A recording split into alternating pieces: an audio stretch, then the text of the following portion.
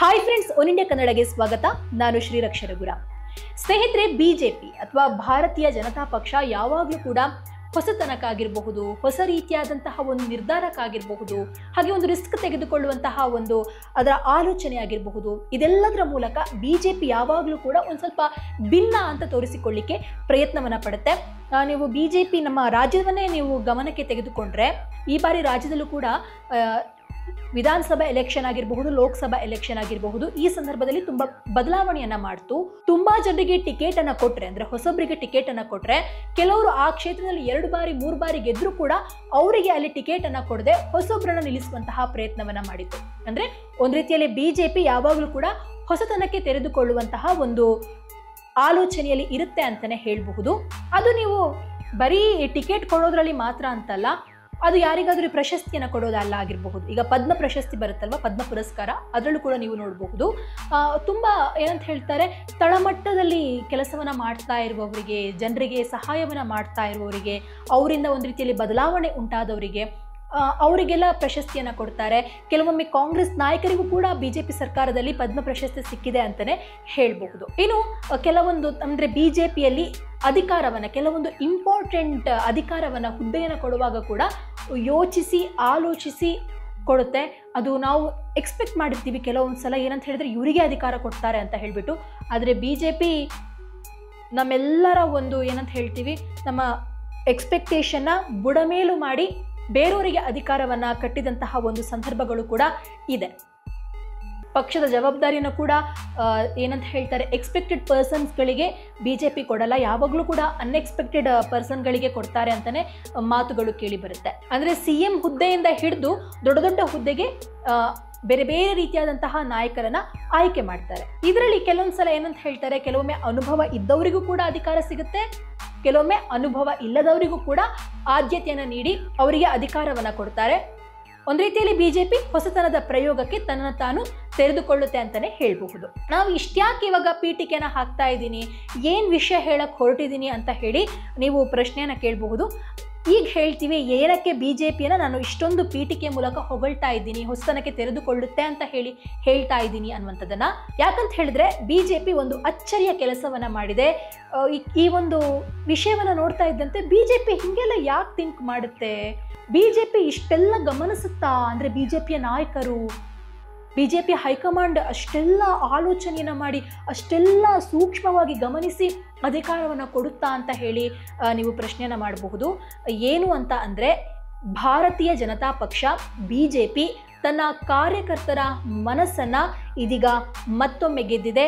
ಕಾರ್ಯಕರ್ತರಿಗೆ ಒಂದು ರೀತಿಯಲ್ಲಿ ನಾವು ಇಷ್ಟೊಂದು ಕಷ್ಟಪಡೋದಕ್ಕೂ ಕೂಡ ಬಿಜೆಪಿಯ ಹೈಕಮಾಂಡ್ ನಮ್ಮನ್ನು ಗುರುತಿಸುತ್ತೆ, ನಾವು ಇನ್ನಷ್ಟು ಕಷ್ಟಪಡಬೇಕು ಅಂತ ಹೇಳಿಬಿಟ್ಟು ಕಾರ್ಯಕರ್ತರಿಗೆ ತೋರಿಸಿದೆ ಅಂತ ಹೇಳಬಹುದು.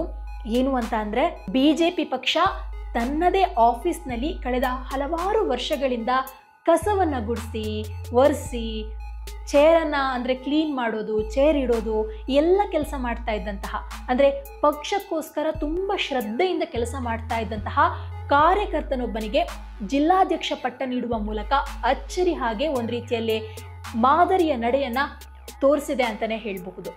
ಅಂದಹಾಗೆ ಈ ಘಟನೆ ಏನು ಅಂತ ನೋಡೋದಾದರೆ, ಉತ್ತರ ಪ್ರದೇಶದ ಬಲಿಯಾದಲ್ಲಿ ಬಿಜೆಪಿ ಕಚೇರಿಯನ್ನು ಗುಡಿಸ್ತಾ ಇದ್ದಂತಹ, ಒರೆಸ್ತಾ ಇದ್ದಂತಹ ಬಡವ ಸಾಮಾನ್ಯರಲ್ಲಿ ಸಾಮಾನ್ಯ ಕಾರ್ಮಿಕ ಸಂಜಯ್ ಮಿಶ್ರಾ ಅವರಿಗೆ ಬಿಜೆಪಿಯ ಜಿಲ್ಲಾಧ್ಯಕ್ಷ ಸ್ಥಾನವನ್ನು ಕೊಡಲಾಗಿದೆ.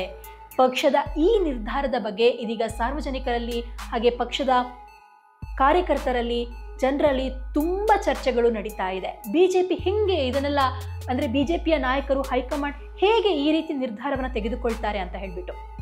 ಇನ್ನು ಹೊಸದಾಗಿ ಆಯ್ಕೆಯಾಗಿರುವಂತಹ ಬಿಜೆಪಿಯ ಜಿಲ್ಲಾಧ್ಯಕ್ಷ ಸಂಜಯ್ ಮಿಶ್ರಾ ಅವರು ಬಿಜೆಪಿ ಕಚೇರಿಯಲ್ಲಿ ಕುರ್ಚಿಗಳನ್ನು ಹಾಕ್ತಾ, ಅಂದರೆ ಈಗೇನಾದರೂ ಒಂದು ಪ್ರೋಗ್ರಾಮ್ ಫಿಕ್ಸ್ ಆಗಿರುತ್ತೆ, ಹಾಗಾಗಿ ಅವರಿಗೆ ಕುರ್ಚಿನ ತಂದಿಡೋದು, ಕುರ್ಚಿಯಲ್ಲಿ ಕಸ ಇದ್ರೆ, ಧೂಳಿದ್ರೆ ಒರೆಸೋದು, ಈ ಕೆಲಸವನ್ನು ಮಾಡ್ತಾ ಇದ್ರು. ಕಳೆದ ಅನೇಕ ವರ್ಷಗಳಿಂದ ಆಫೀಸ್ನಲ್ಲಿ ಇದೇ ಕೆಲಸವನ್ನು ಮಾಡ್ತಾ ಇದ್ದಂತಹ ಸಂಜಯ್ ಮಿಶ್ರಾ ಅವರು ಇವತ್ತು ಕಚೇರಿಯ ಅತ್ಯುನ್ನತ ಕುರ್ಚಿಯ ಮೇಲೆ ಕುಳಿತುಕೊಳ್ಳುವಂತಹ ಒಂದು ಪೊಸಿಷನ್ಗೆ ಬಂದಿದ್ದಾರೆ ಅಂತಲೇ ಹೇಳಬಹುದು.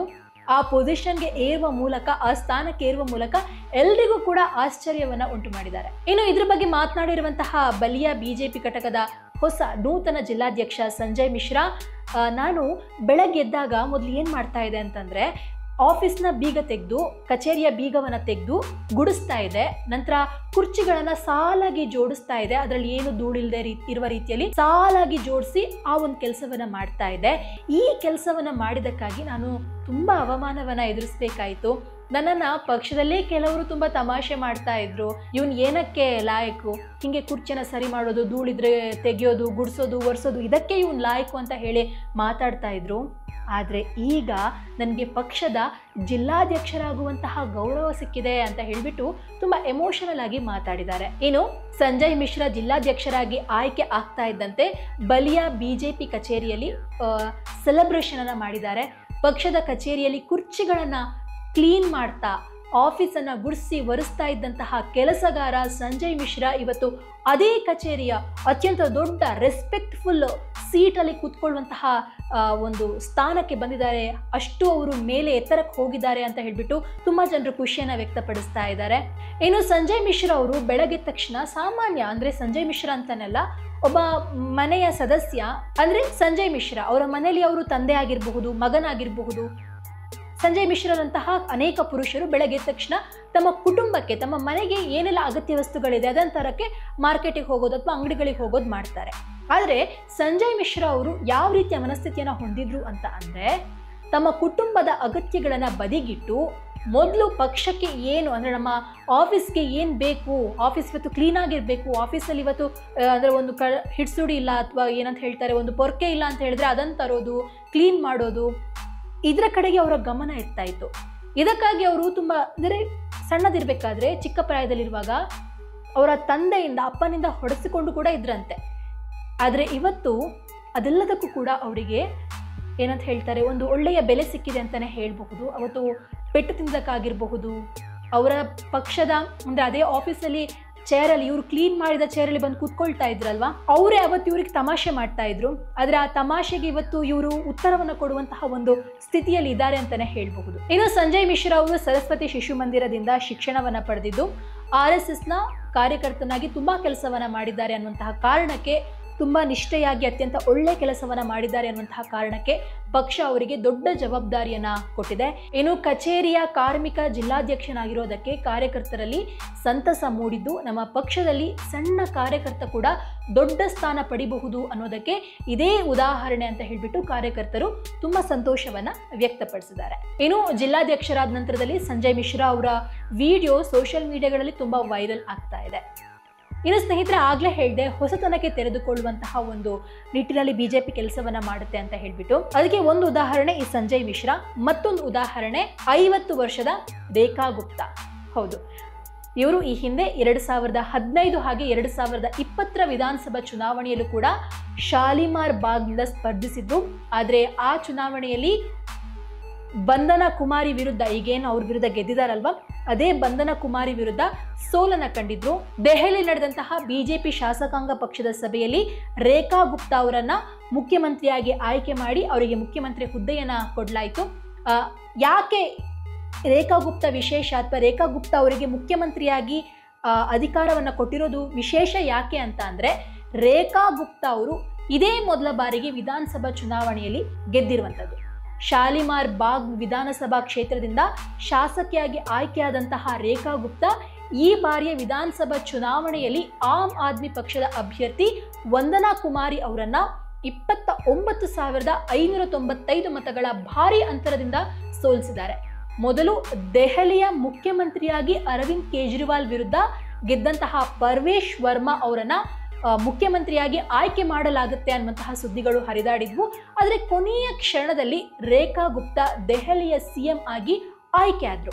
ಪರ್ವೇಶ್ ವರ್ಮಾ ದೆಹಲಿಯ ಉಪಮುಖ್ಯಮಂತ್ರಿಯಾಗಿ ಆಯ್ಕೆ ಆದ್ರು. ಅಂದ್ರೆ ಇದು ಕೂಡ ಅಂದ್ರೆ ಮೊದಲ ಬಾರಿಗೆ ಶಾಸಕಿಯಾಗಿ ಆಯ್ಕೆಯಾದಂತಹ ರೇಖಾ ಗುಪ್ತಾ ಅವರನ್ನ ಇದೀಗ ದೆಹಲಿಯ ಮುಖ್ಯಮಂತ್ರಿಯನ್ನಾಗಿ ಮಾಡಲಾಗಿದೆ. ಅದು ಕೂಡ ಬಿಜೆಪಿಗೆ ಇಲ್ಲಿ ಅಧಿಕಾರ ಸಿಕ್ಕಿರುವಂಥದ್ದು 27 ವರ್ಷಗಳ ನಂತರ. 27 ವರ್ಷದ ನಂತರ ಕೂಡ ಅಧಿಕಾರ ಸಿಕ್ಕಂತಹ ಸಂದರ್ಭದಲ್ಲಿ ಬೇರೆ ಪಕ್ಷಗಳಾಗಿದ್ರೆ ಯಾರಾದರೂ ಒಬ್ಬ ಪ್ರಬಲವಾದ ಒಬ್ಬ ಏನಂತ ಹೇಳ್ತಾರೆ, ಯಾರಾದರೂ ಒಂದು ರೀತಿಯಲ್ಲಿ ಪ್ರಬಲ ಹಾಗೆ ಕಾಂಗ್ರೆಸ್ಗೆ ಇವರನ್ನು ನೋಡಿದ ತಕ್ಷಣ ಭಯ ಆಗಬೇಕು, ಆ ರೀತಿಯಾದಂತಹ ಒಬ್ಬ ಅಭ್ಯರ್ಥಿಯನ್ನು ಮುಖ್ಯಮಂತ್ರಿಯಾಗಿ ಮಾಡ್ತಾ ಇದ್ರು. ಆದರೆ BJP ಇಲ್ಲಿ ಮಹಿಳೆ ಅನ್ನುವಂತಹ ಒಂದು ಟ್ರಂಪ್ ಕಾರ್ಡನ್ನು ಯೂಸ್ ಮಾಡಿದ್ದಾರೆ ಅಂತಲೂ ಹೇಳಬಹುದು.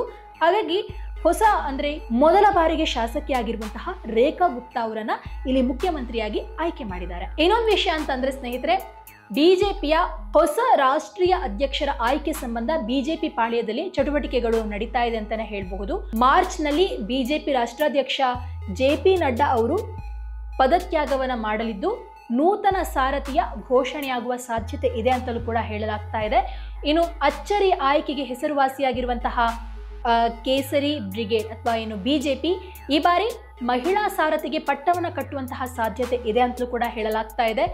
ದೆಹಲಿ ವಿಧಾನಸಭೆಯಲ್ಲಿ ಭರ್ಜರಿ ಗೆಲುವನ್ನು ಸಾಧಿಸಿದ ಬಳಿಕ ಮಹಿಳಾ ಅಭ್ಯರ್ಥಿಗೆ ಸಿಎಂ ಹುದ್ದೆಯನ್ನು ನೀಡಿದ್ರು ರೇಖಾ ಗುಪ್ತಾ ಅವರಿಗೆ. ಏನು ದಿಲ್ಲಿ ಗದ್ದುಗೆಯಲ್ಲಿ ರೇಖಾ ಗುಪ್ತಾ ರಾಜ್ಯಭಾರ ಆರಂಭವಾಗಿದೆ. ಏನು ಬಿಜೆಪಿ ನಾಯಕರಿಗೆ ಇದು ಆತ್ಮವಿಶ್ವಾಸ ಮೂಡುವಂತೆ ಮಾಡಿದೆ. ಇದೇ ತಂತ್ರವನ್ನ ಇದೀಗ ದಕ್ಷಿಣ ಭಾರತದ ಮೇಲೆ ಕೂಡ ಅಳವಡಿಸಲಿಕ್ಕೆ ಬಿಜೆಪಿಯ ಕೇಂದ್ರೀಯ ನಾಯಕರು ಮುಂದಾಗಿದ್ದಾರೆ ಅಂತಲೇ ಹೇಳಲಾಗ್ತಾ ಇದೆ. ಬಿಜೆಪಿ ಅತ್ಯುನ್ನತ ಸ್ಥಾನದಲ್ಲಿ ಇದುವರೆಗೂ ಕೂಡ 11 ಮಂದಿ ಜವಾಬ್ದಾರಿಯನ್ನು ನಿರ್ವಹಿಸಿದ್ದಾರೆ. ಬಿಜೆಪಿ ಪಕ್ಷ ಕಟ್ಟಿದ ಬಳಿಕ 1980ರಲ್ಲಿ ಅಟಲ್ ಬಿಹಾರಿ ವಾಜಪೇಯಿ ಅವರು ಮೊದಲ ರಾಷ್ಟ್ರೀಯ ಅಧ್ಯಕ್ಷರಾಗಿದ್ದರು. ಇದಾದ ಬಳಿಕ 1986ರಲ್ಲಿ LK ಅಡ್ವಾಣಿ, 1991ರಲ್ಲಿ ಮುರಳಿ ಮನೋಹರ್ ಜೋಶಿ, ನಂತರ ಕುಶಾಭು ಠಾಕ್ರೆ, ಬಂಗಾರು ಲಕ್ಷ್ಮಣ್, ಕೆ ಜನಕೃಷ್ಣ ಮೂರ್ತಿ, ವೆಂಕಯ್ಯ ನಾಯ್ಡು, ರಾಜನಾಥ್ ಸಿಂಗ್, ನಿತಿನ್ ಗಡ್ಕರಿ, ಅಮಿತ್ ಶಾ, JP ನಡ್ಡಾ ಅವರು ರಾಷ್ಟ್ರೀಯ ಅಧ್ಯಕ್ಷರಾಗಿದ್ದಾರೆ. ಇನ್ನು ಮುಂದಿನ ದಿನಗಳ ಚುನಾವಣೆಯ ದೃಷ್ಟಿಯಿಂದ ಬಿಜೆಪಿ ಮುಂದಿನ ರಾಷ್ಟ್ರೀಯ ಅಧ್ಯಕ್ಷರನ್ನ ಆಯ್ಕೆ ಮಾಡುವ ಒಂದು ಪ್ರಕ್ರಿಯೆಗೆ ಮುಂದಾಗಿದೆ. ದಕ್ಷಿಣ ಭಾರತದ ಕಡೆಗೆ ಬಿಜೆಪಿ ಹೆಚ್ಚು ಗಮನವನ್ನು ಹರಿಸ್ತಾ ಇದ್ದು ಈ ಬಾರಿ ದಕ್ಷಿಣ ಭಾರತದ ಮಹಿಳೆಗೆ ಬಿಜೆಪಿ ಪಕ್ಷದ ಅತ್ಯುನ್ನತ ಹುದ್ದೆಯನ್ನು ನೀಡುವಂತಹ ಸಾಧ್ಯತೆ ಇದೆ ಅಂತ ಹೇಳಲಾಗ್ತಾ ಇದೆ. ದಕ್ಷಿಣ ಭಾರತದಲ್ಲಿ ಪಕ್ಷ ಸಂಘಟನೆಗೆ ಹೆಚ್ಚು ಒತ್ತು ಕೊಡ್ತಾ ಇರುವಂತಹ ಬಿಜೆಪಿ ನಾಯಕರು ಪಕ್ಷ ಸಂಘಟನೆಗೆ ನಿಷ್ಠೆಯಿಂದ ಇರುವಂತಹ ನಾಯಕರನ್ನ ಗುರುತಿಸಿ ಕಾರ್ಯಕರ್ತರಿಗೆ ದೊಡ್ಡ ಸಂದೇಶವನ್ನ ಮೆಸೇಜ್ ಅನ್ನು ಕೊಡಲಿಕ್ಕೆ ಮುಂದಾಗಿದೆ. ಸದ್ಯಕ್ಕೆ ಬಿಜೆಪಿ ಮಹಿಳಾ ಮೋರ್ಚಾ ರಾಷ್ಟ್ರೀಯ ಅಧ್ಯಕ್ಷೆ ಅಥವಾ ಆಂಧ್ರ ಪ್ರದೇಶದ ಬಿಜೆಪಿ ಅಧ್ಯಕ್ಷೆ ದಗ್ಗುಬಾಟಿ ಪುರಂದರೇಶ್ವರಿ, ಕೊಯಮತ್ತೂರು ಶಾಸಕಿ ವನತಿ ಶ್ರೀನಿವಾಸನ್ ಅವರು ರೇಸ್ನಲ್ಲಿ ಮುಂದಿದ್ದಾರೆ. ಅಂತಿಮವಾಗಿ ಬಿಜೆಪಿ ಪಕ್ಷದ ಆಯ್ಕೆ ದಕ್ಷಿಣ ಭಾರತಕ್ಕೆ ಹೊಸ ಬೂಸ್ಟ್ ನೀಡುವಂತಹ ನಾಯಕರಿಗೆ ಮಣೆ ಹಾಕುವಂತಹ ಒಂದು ಸಾಧ್ಯತೆ ಇದೆ ಅಂತಲೂ ಹೇಳಲಾಗ್ತಾ ಇದೆ. ಒಟ್ಟಿನಲ್ಲಿ ಬಿಜೆಪಿ ಏನಂತ ಹೇಳಿದ್ರೆ ಯಾರು ಎಕ್ಸ್ಪೆಕ್ಟ್ ಮಾಡದೇ ಇರುವಂತಹ ಒಬ್ಬ ಪರ್ಸನ್ ಅನ್ನ ಅಥವಾ ಒಬ್ಬ ವ್ಯಕ್ತಿಯನ್ನ ದೊಡ್ಡ ದೊಡ್ಡ ಹುದ್ದೆಗಳಿಗೆ ತಂದು ಕೂರಿಸುವಂತಹ ಟ್ರೆಂಡ್ ಅನ್ನ ಮಾತ್ರ ಮುಂದುವರಿಸೋದಂತೂ ಸತ್ಯ ಅಂತ ಹೇಳಿ ಇದೀಗ ಎಲ್ಲರೂ ಅಭಿಪ್ರಾಯವನ್ನ ಪಡ್ತಾ ಇದ್ದಾರೆ. ಅದಕ್ಕೆ ಮಿಶ್ರಾ ಅವರಾಗಿರಬಹುದು, ರೇಖಾ ಗುಪ್ತಾ ಆಗಿರಬಹುದು, ಈಗ ಬಿಜೆಪಿ ರಾಷ್ಟ್ರೀಯ ಅಧ್ಯಕ್ಷೆಯಾಗ್ತಾರೋ ಅದು ಮುಂದಿನ ದಿನಗಳಲ್ಲಿ ಗೊತ್ತಾಗುತ್ತೆ. ಧನ್ಯವಾದ.